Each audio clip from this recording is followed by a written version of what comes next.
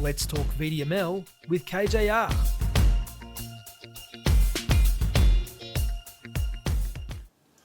All right, well, welcome to another episode of Let's Talk VDML. I'm Mark Pedersen, here with Glenn Neuber from Maxis AI.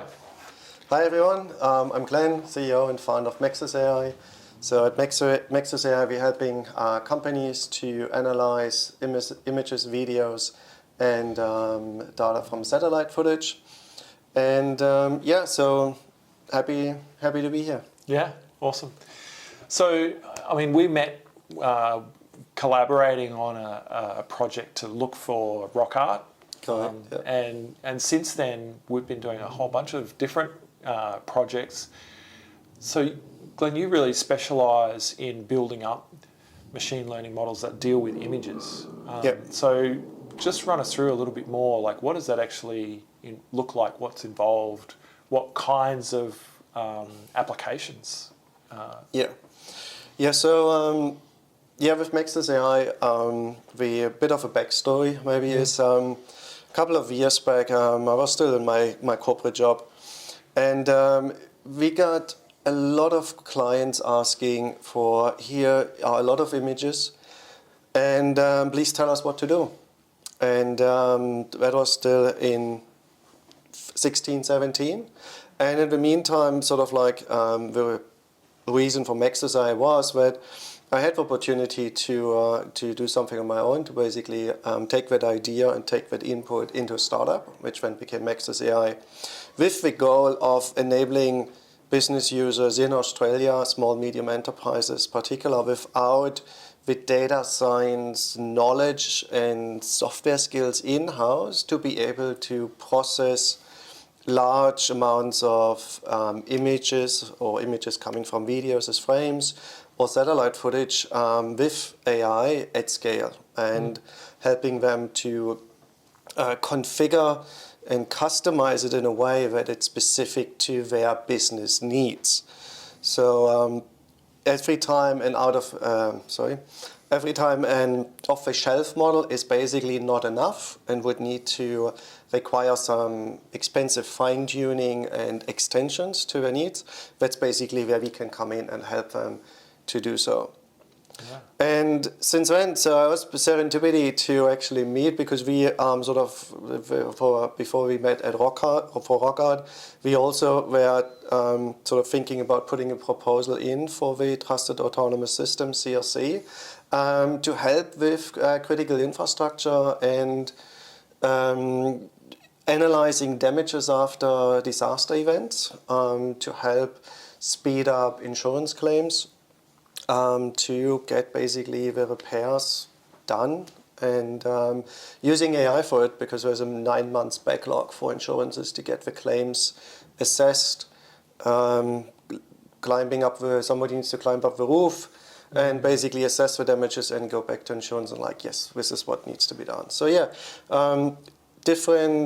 lots of different types of AI application for visual analysis. Yeah.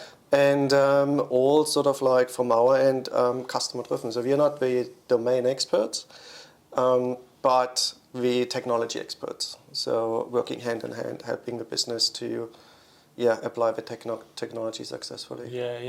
Yeah, so I can see how that sort of fits in, where you've got people who are dealing day in, day out with some sort of image-based evidence or data collection, that they have the subject matter expertise to assess, when they're looking for ways to make that more efficient. Correctly, it's nothing worse than an engineer, highly educated, sitting in front of images or videos and basically counting errors or damages, where you would think and I could actually do it. As if a human can see the visual details on a video footage or on high resolution images, AI usually can be trained up to do a close enough job, or even a better job. And if it's just a close enough job, then the advantage is it's never getting tired. You can let it run 24/7 overnight, and you come back in the morning and basically just look at the errors or the outliers the AI has flagged. Yeah.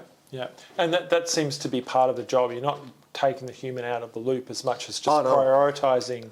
Yeah. I mean, one of the things that I've come across is using this sort of technology to prioritise radiography results. Yeah. So, the radiographer still needs to assess, hey, what's going on in this image?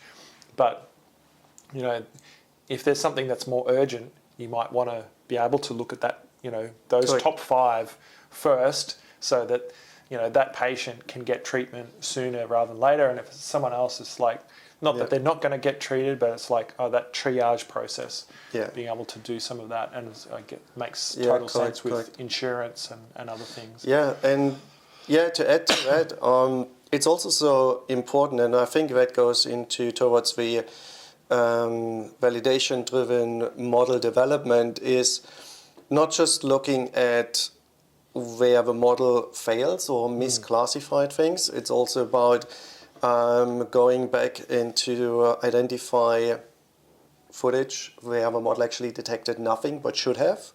So the misses where it basically did not see anything but should have, that's the important part as well. Yeah.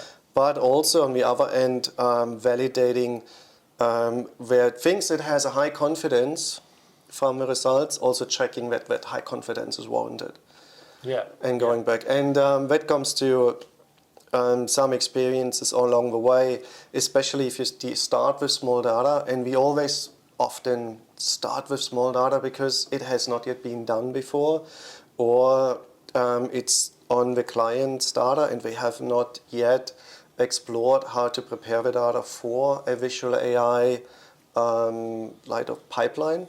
So and if you start with small data, there will be errors in the beginning, and it's crucial to sort of iteratively going over it and test, validate, refine, train again, test again, and doing that a couple of loops until sort of a feeling of it's useful, it doesn't make as many mistakes anymore, basically sets in, and it's like, that sounds good. Which is, in some ways, is not different to if you've got a new employee and they're just learning the job. Exactly. You need to correct them and guide them and so forth. Exactly. It's like when I explain it to clients, and there needs to be a lot of sort of like still education. They have heard about AI, of course, and seen examples what it can do, but it's always like, okay, what does it now exactly mean for us? How do we go step by step? And there's a bit of education and knowledge transfer necessary to show them, but once they see it, do it one loop from getting the raw data, putting it in a tool, marking up the objects they want to detect and classifying them for, let's say, corrosion, high corrosion, low corrosion, for example. And high corrosion would mean needs to be replaced. And then we train up the model for them in the backend. And after a day or two, we can probably play back initial results on a small number of images and see whether it's actually learning what they are interested in. And then also giving them a pathway, what's next. And then coming to validation type of model development, where we then can identify the next set of images which should be manually looked at by a domain expert and made part of the training loop going forward. Yeah. Like an apprentice, it's the same thing. You tell him, just look at this one. Here's a rough guideline. He goes out, comes back with a lot of questions. What is this? What is here? What should I do here? It gets more specific. You teach him what to do in those cases. You send him out again, and at one point, he's basically self-sufficient. And that's what we see with the AI development process as well. And that's why I'm sometimes not a big fan of the question, how much data do we need? It really depends where we start from, whether we have a model we can fine-tune.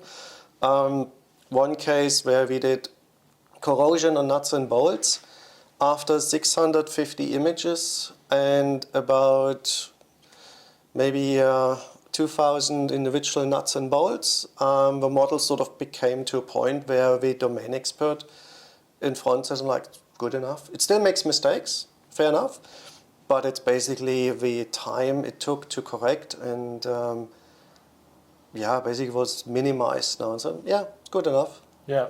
So, one of the things that we talk about with validation-driven machine learning is this idea of identifying the task. Yep. What is it that we're trying to get the machine learning model to do? Correct. And then understanding the risk.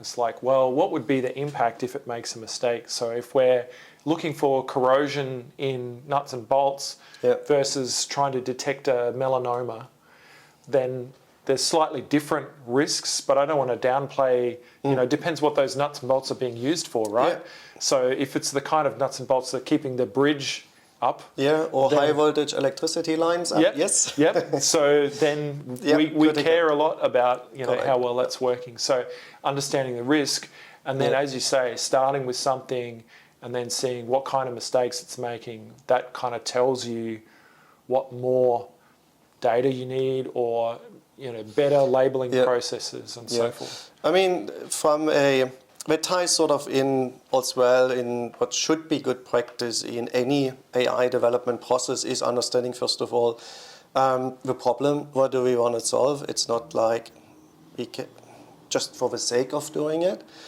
And the other part is establishing a good baseline, knowing where maybe the human accuracy is or what are the human baseline. That could be 100% perceived accuracy, but it takes a long time. Yeah. While on the other hand, maybe speed is of the essence and we can sacrifice a little bit of accuracy. And establishing the baseline is super important of actually knowing when we sort of like getting into a point where we can build a business case. But also having a baseline and measuring it in knowing how to measure the effectiveness of the AI models in the end.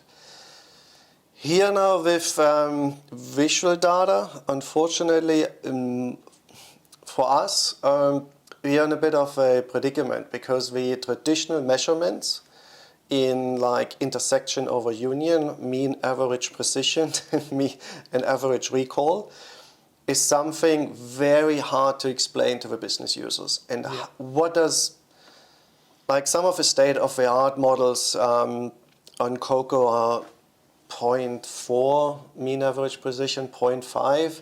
What does it mean? What does it mean for my business? How much time am I going to save? Like, nobody can tell.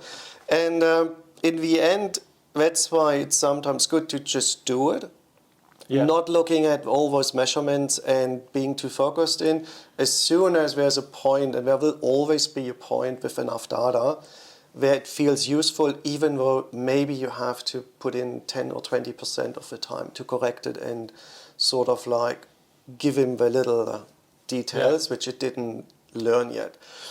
And coming a bit to a large language model, so with ChatGPT, that one helped a lot in that regards, because suddenly people doesn't have the expectations anymore that it needs to be perfect or the ambition to have the perfect AI model, the acceptance for something which is useful and saves time became much more understood than before ChatGPT. Yeah, so it's sort of easier. Like brought AI so much more into the common discussion, and people were trying things out, and then also seeing, it seems magically good at this, but also mysteriously bad at certain things, and you sort of go, oh, okay. And everybody sort of has fun, and it's good to sort of fine-tune it, and basically what we would do in fine-tuning and iteratively put additional images in, humanly marking them up, is basically the prompting and guiding the ChatGPT in the right direction. Same thing on images. Yeah. So and that's really that's the part of your platform, the Maxis AI platform, is that someone can come to you with like, oh, hey, I do solar roof installations and I look after solar panels. I just got solar on my roof. And so, they collect those images and they go, we want to be able to see whether there's any panels that have been damaged by hail or something like that, So they come to you with the collection of those sorts of images and go, how can we, speed up the process of inspecting these things every 6 months or whatever. And then you've essentially got a platform where those files can be, wherever they are, stored somewhere, they become accessible to that tool. someone can easily go, yep, this is what damage looks like, this is what damage looks like, and you put those different labels in there, and then you kind of do the heavy lifting of creating the models. So people, as you say, don't have to be data scientists. They don't have to be software engineers, enterprise scale sort of knowledge about those things. They can come to you with a simple business problem, and then almost like at low risk, low cost, explore whether they can get efficiency out of using AI. Yeah, and sometimes also break the cycle of if somebody in a business wants to make a business case, it's always better to have a demo. Yeah. Something tangible. But it's a chicken egg problem because you need to make a business case to get money to do a demo first. Yeah. So trying to break that cycle as well, making it cost effective and a quick understanding, and again, lowering the risk of potential failure if it doesn't work, and putting minimal effort in the beginning, get something started, and then basically hopefully helping the business person to make a bit better business case to a company to go larger, more support and more data. Yeah. Well, certainly one of my experiences is that with where AI is at the moment, a little bit like ChatGPT, a little bit like these sorts of things, we seem to be able to get some of those quick wins. Yep. Like you go, oh, wow, this is amazing. I didn't expect it to be able to do that.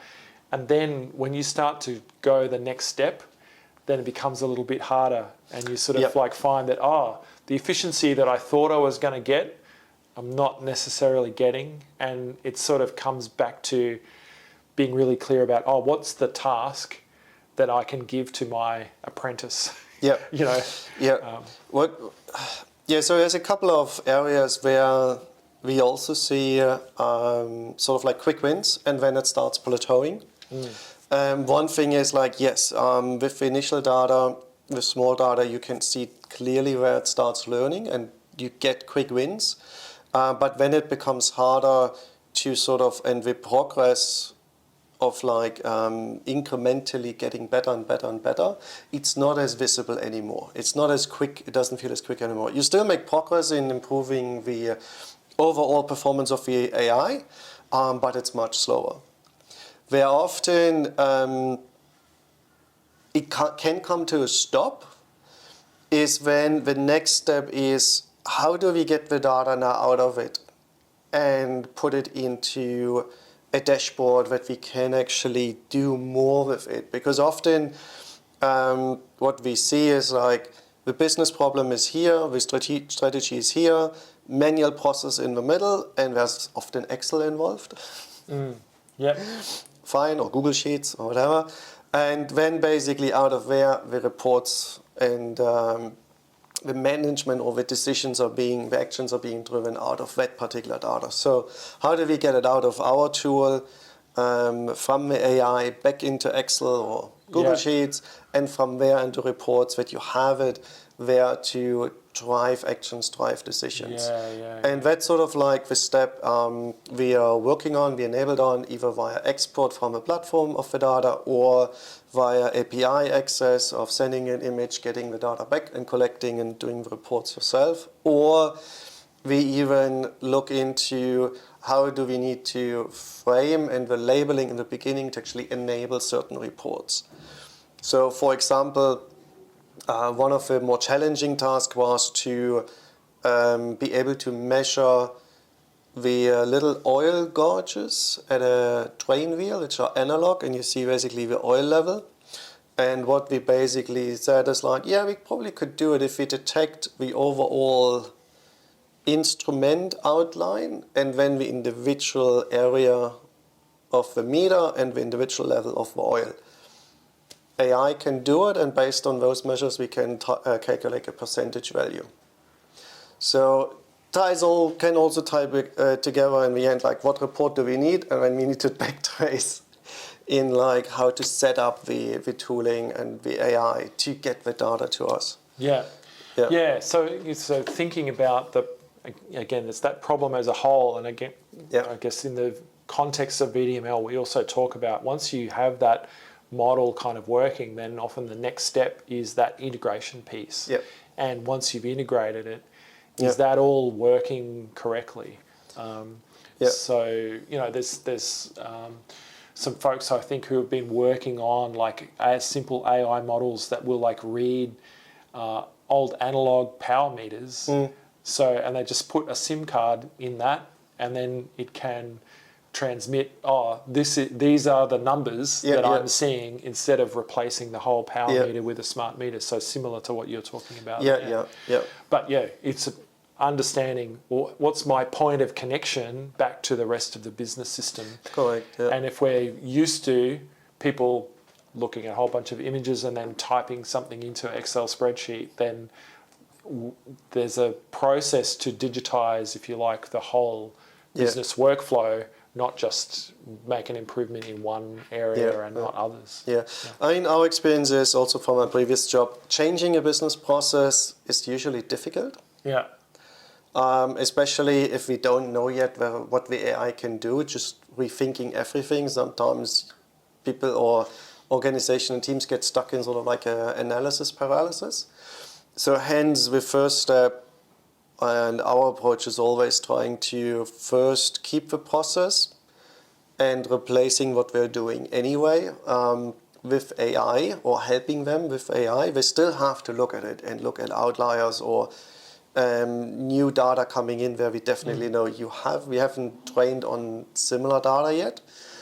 But keeping it constant in the beginning, replace certain parts of it with AI. If it works, then maybe rethinking the whole process more holistically, because they have something to work on, and sort of like thinking, okay, now we know sort of how AI works, how that we need to test and iterate and need to monitor, and where data should come from, and maybe also having operating guidelines at how the data is being captured and all those things. And with that, when they can start building around the AI. But usually traditional companies, it's easier try to make one part of the process maybe better. Yeah. And so later on, otherwise nothing happens. Yeah, so the example we were talking about before, and I think I saw some of the footage that you've got of, you know, video of the solar panels and looking for those sorts of, that kind of damage. You would start with just, let's make that process of the inspection of the footage faster, and then whatever reporting that's still being done by a human. And only once you've sort of like gotten some efficiency out of that, you might go, well, we could actually collate some results and push that straight into a report. And then work out, how do we adjust the business process so that someone is able to look at the report and still validate that actually this is accurate. And close enough. Yeah, because we see constantly, especially with video streams, about a 90% reduction in time it takes to scan through it to highlight the whatever was of interest, be it damages and defects. So instead of 60 minutes video, you're down to 6 minutes. Yeah, which is a lot what we were working on with the rock art as well. Exactly. Like flying the drones around, 90% of the video footage is just getting to the place where you want to look at the footage. So if we can just highlight the bits of interest, then when we're reviewing it. And we always have a measure of the AI is usually giving us back a confidence level. Traditionally, there's a cutoff at 50%. Everything above, we basically consider as detected and should be correct. But in the beginning, especially on small data, we can always lower the threshold and see what maybe comes back with lower confidence levels and look at that one as well. So there's always that lever we can have in how sensitive or how precise, so higher threshold, the more precise we get, or we lower the threshold of confidence, the more sensitive the algorithm gets and more results, and maybe not always good results coming back, but at least in the beginning we can sort of minimize the risk of missing or overlooking something. And then this is, if you like, a much more hands-on practical way of approaching machine learning, instead of it being, as you say, lots of the complex metrics and numbers. It's more like, hey, here's the results, these are the things we think are interesting. You know, from a business perspective, is this Yeah. helping you? Exactly. Yeah. Like in another project with JCU, so it's a classic example where we detect grass tussocks, and we want to count them because that gives us a better understanding of the capacity of the land to recover after, for example, flood or rain. And we found out from the human interaction that actually a 20% threshold was a good compromise between the detection, the accuracy, or hitting every little grass tussock, but also not randomized, like with ChatGPT we would say, like hallucinating grass tussocks in various places. So that was a good trade-off, but from a university research perspective, you would say 50% should be the cutoff, but it wasn't useful. And because also we started with small data, still a lot of labeling, 30 hours, 40 hours at least of labeling involved, but 20% threshold actually proved to be more useful in assessing those land conditions. Yeah. And if we would have stuck to the 50%, we probably would need much more data to get the confidence level. Yeah. But we can now build it up and work already with what we have. Yeah. So anything that gives you some small incremental improvement. Yeah. And I guess it's you take into consideration that sort of risk context as well. Like, we're trying to do some analytical process around land care and predict recovery rates. Yeah. It's different to, trying to detect a lane change in a moving vehicle. So you don't want to go with the 20% threshold for it is a case-by-case decision. We have the tools where it's there and the model's giving us that information, but yes, we have to make a case-by-case decision, how to apply them, when to apply them, and what could be the outcome. Grass tussocks versus autonomous driving. Of course, we need to make a decision what level of certainty, confidence is required for safe operations. So, I guess just to pull things together as a maybe kind of final question from my side, that process of understanding where AI fits in, your message to people is really get in and try it out. Definitely, yeah. See where it adds value. And I think we're not talking about AI replacing people. It's enhancing what we're already doing, augmenting what we're already doing. Correct. And so it's really important to be, I guess, exploring how it works and where it adds value. I guess one of my sort of closing questions is, with the people that you've worked with, have you found, challenges? Have they found challenges where they've then started to introduce these AI models into their business, and maybe customers or other staff have felt either threatened or concerned about the application of AI? Either, is it safe enough? Am I going to lose my job? Are you doing something tricky, or is there a lack of transparency? What do you see as the risks or the important things that people need to do there when they start using AI? How do they communicate about it?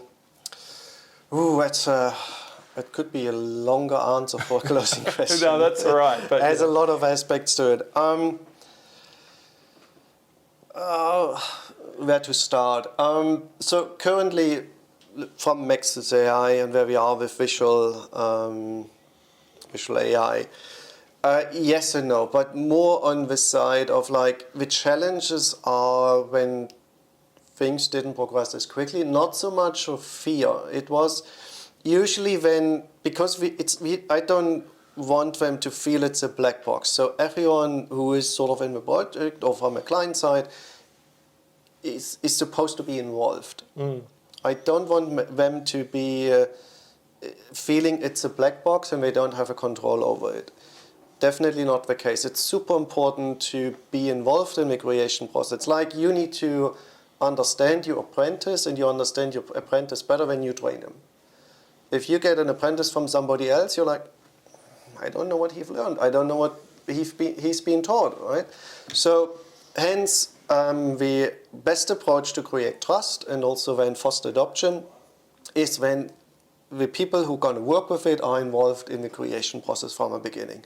And often that takes the fear of the unknown away. And they also feel like, oh, it's actually doesn't do mistakes.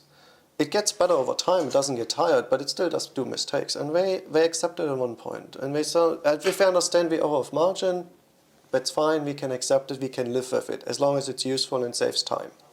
And they can then make an assessment, is it something in medical, maybe it needs a bit more rigor, or is it corrosion on nuts and bolts?